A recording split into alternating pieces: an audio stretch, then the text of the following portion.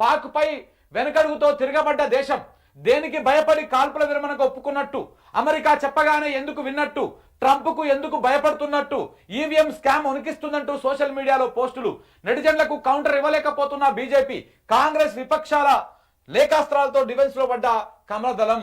పాకిస్తాన్ పైన యుద్ధం చేయాల్సిందే, దాని అంతు చూడాల్సిందే, యుద్ధం వస్తే మేము సైతం కథన రంగంలోకి దిగుతాం, ఈ దెబ్బతో పాకిస్తాన్ కు బుద్ధి రావాలి, పీఓకే మనకు దక్కాలి, అమరులైన జవాన్ల ఆత్మకు శాంతించాలి, ఇదే మనం వారికి ఇచ్చే నిజమైన నివాళి అంటూ ప్రతి భారతీయుడు అనుకున్న మాట ఇది. కానీ అనూహ్యంగా మోడీ తీసుకున్న నిర్ణయం దేశమంతా ఆశ్చర్యానికి గురి చేసింది. యుద్ధం చేస్తాదనుకుంటే కాల్పుల విరమణ అంటూ ప్రకటించడం ఏంటని విస్మయానికి గురైంది.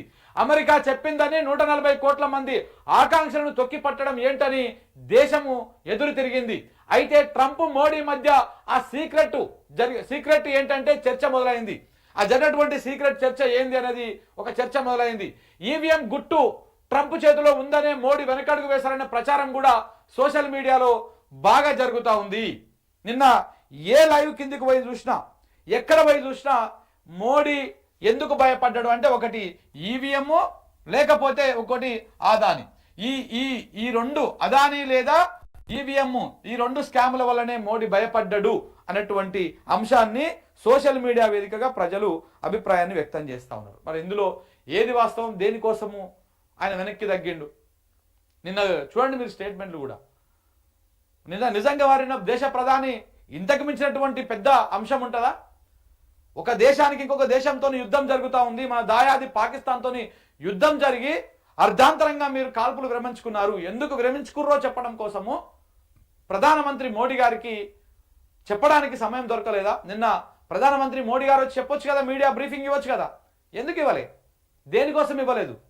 త్రివిధ దళాలతోటి, డిఫెన్స్ మినిస్టర్ తోటి, జాతీయ భద్రతా సలహాదారు అజిత్ దోవల్ తోటి మాట్లాడుకొని లోపల మాట్లాడిన మాటలే బయటికి ప్రెస్ రిలీజ్ రూపంలో వచ్చినాయి తప్ప ఎక్కడ కూడా మీడియా ముందు ఎందుకు మాట్లాడలేదు ప్రధానమంత్రి మోడీ గారు? మాట్లాడాలి కదా, ఈ దేశానికి సంబంధించినటువంటి అంశం కదా, ఇంతకు మించినటువంటి పెద్ద అంశం ఉందా ఇంకోటి? త్రివిధ దళాధిపతులు వచ్చి మాట్లాడారు, బ్రీఫింగ్ ఇచ్చారు, ఏం చేసినాము, ఎట్టెట్ట ఏర్పరేసినాము, ఆ 9 స్థావరాలను ఏ రకంగా మనము నేలమట్టం చేసినాము, అందులో ఎంతమంది ఉగ్రవాదులు చనిపోయారు, ఎంతమంది మళ్ళా తిరుగుదాడిలో ఎంతమంది పాక్ ఆర్మీలను మట్టుపెట్టినాము, ఏ రకంగా పాకును ముప్పు తిప్పలు పెట్టాం అనేది త్రివిధ దళాల అధిపతులు వచ్చి ప్రెస్ మీట్ పెట్టిరు, వివరించారు. దాంట్లో ఏం డౌట్ లేదు. కానీ ప్రధానమంత్రి మోడీ గారు ఎందుకు చెప్పలేదు? ఆయన చెప్తే ఇంకా కొంత దేశము ఇంకా కొంత గర్వపడేది కదా. ఏ పరిస్థితుల వల్ల మనం కాల్పుల విరమణ చేసుకున్నాము, ఇప్పుడు పీఓకే మనకు వచ్చేటువంటి అవకాశం ఉంది, పాక్ ఆక్యుపైడ్ కాశ్మీర్ అది మనకు వచ్చే అవకాశం ఉంది, అయినా ఎందుకు వెనకడుగేసిర్రు? ఈ అంశాల మీద చాలా చర్చ నడుస్తూ ఉన్నది, చాలా మంది మేధావులు మాట్లాడుతూ ఉన్నారు. మనం ఈ విషయాల గురించి మాట్లాడుతుంటే కొంతమంది అంధభక్తులు ఇంకా కూడా మీరు ఈ అంధభక్త ముసుగులో ఉండకండి. దేశానికి మంచి అయితే మంచి అని చెప్పుదాం, చెడు అయితే చెడు అని చెప్పుదాం. చెప్తున్నాం కదా, మేము గర్వపడతా ఉన్నాం. ఈ దేశం ఇంతకంటే బలంగా ఇంకా ముంగల ఉంటుందో ఉండదో తెలియదు, కానీ గతంలో అయితే లేదు.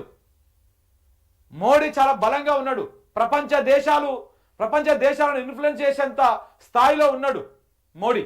అంత బలంగా ఉన్నప్పుడు, ఈ దేశానికి ఆర్థికంగా, ఆయుధ సంపత్తి పరంగా అన్ని రకాలుగా మనము బలంగా ఉన్నప్పుడు పాకిస్తాన్ను మట్టి పెట్టడానికి ఎందుకు వెనకడుగేస్తా ఉన్నారు? మరి నిజంగా సోషల్ మీడియాలో వస్తున్నటువంటి అభిప్రాయాల ప్రకారము, చాలా మంది విశ్లేషకులు వ్యక్తం చేస్తున్నటువంటి అభిప్రాయాల ప్రకారము ఈవీఎం స్కామ్ ఏమైనా ఉందా? ఏంటిది ఈవీఎం స్కాము? అసలు ఈవీఎం స్కామ్ ఏంటిది? మొదటి నుంచి ఈవీఎంల మీద అనుమానాలు వ్యక్తం అవుతూనే ఉన్నాయి. కాంగ్రెస్ కానీ, ఇటు ఇతర విపక్షాలు కానీ ఈవీఎంల మీద అనుమానాలు వ్యక్తం చేస్తూనే ఉన్నారు మొదటి నుంచి.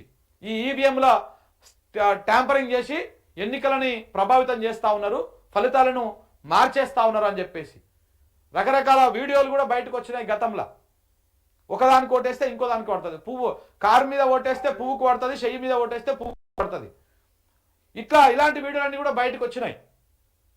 ఈ నేపథ్యంలో నీకు మన రీసెంట్గా కూడా అంతర్జాతీయ సదస్సులో కూడా ఎవరు ఎలన్ మస్క్ అన్నాడు.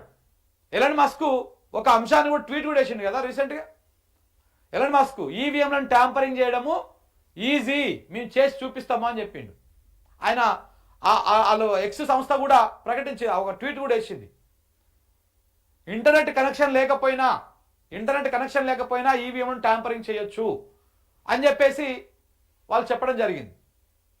మరి ఈ స్కాము ఈ ఈవీఎంల మేనేజ్మెంట్తోనే 2 సార్లు మోడీ గారు ప్రధానమంత్రి అయ్యిర్రు అని చెప్పేసి కూడా కాంగ్రెస్ పలుమార్లు ఇప్పటికీ ఆరోపిస్తూనే ఉన్నది. సుబ్రహ్మణ్య స్వామి లాంటి వాళ్ళు కాంగ్రెస్లో సీనియర్ నాయకులు, సుబ్రహ్మణ్య స్వామి బీజేపీలో ఉంటుండే, ఇలాంటి వాళ్ళందరూ కూడా కొన్ని ఆరోపణలు చేసిర్రు చాలామంది. మరి నిజంగానే ఈవీఎంల స్కాము ఉందా? ఆ గుట్టు మొత్తము ట్రంప్ చేతిలో ఉందా? ట్రంప్ ఎలన్ మస్క్ అంతా ఒకటే కదా, దోస్తులే కదా. ఎలన్ మస్క్ రీసెంట్గా ఆ ట్వీట్లను కూడా వేసిండు. కాబట్టి ఇవన్నీ కూడా చర్చకు దారితీస్తూ ఉన్నాయి. మోడీ వైపు అన్ని వేళ్ళు చూపిస్తూ ఉన్నాయి.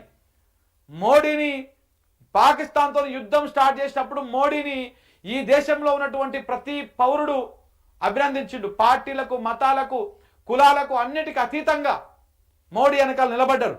ఎందుకు నిలబడ్డారు? పాకిస్తాన్ పీడ వదిలిస్తాడని, ఇంతకు మించినటువంటి తరుణం ఇంకొకటి ఉండదని.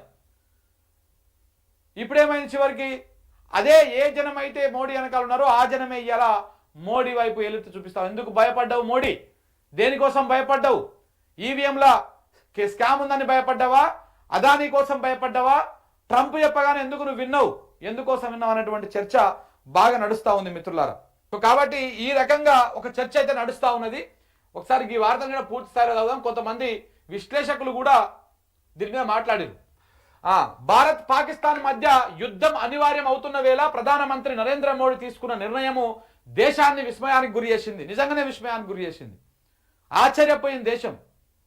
యుద్ధం అర్ధాంతరంగా ఆగిపోవడంతో అసలు ఈ పాకిస్తాన్ పీడ వదులుతా అనుకుంటే ఇదేంది ఇట్లా అయిపోయిందని చెప్పేసి కొంత నిరుత్సాహానికి గురైరు. పాకిస్తాన్తో కాల్పుల విరమణకు ఒప్పుకోవడం 140 కోట్ల మంది జనాల్ని షాకుకు గురి చేసింది.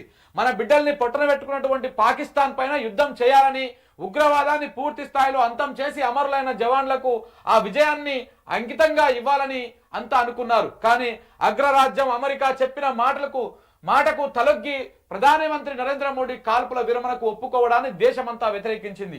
ఎందుకు ఆ నిర్ణయాన్ని తీసుకోవాల్సి వచ్చిందని ఎదురు తిరిగింది. పాకిస్తాన్ దాడిలో కోల్పోయిన అమాయకుల ప్రాణాలు కనబడలేదా? లేక దేశ రక్షణ కోసం బార్డర్లో ప్రాణాలు అర్పించిన జవాన్ల త్యాగాలు గుర్తుకు రావడం లేదా అంటూ సోషల్ మీడియాలో మోడీకి వ్యతిరేకంగా ఉద్యమించారు. దేనికి భయపడి కాల్పులను విరమించుకున్నావంటూ ప్రశ్నిస్తోంది యావత్తు దేశం. దేనికోసం భయపడ్డావు, ఎందుకోసం భయపడ్డావు అని చెప్పేసి అడుగుతా ఉంది.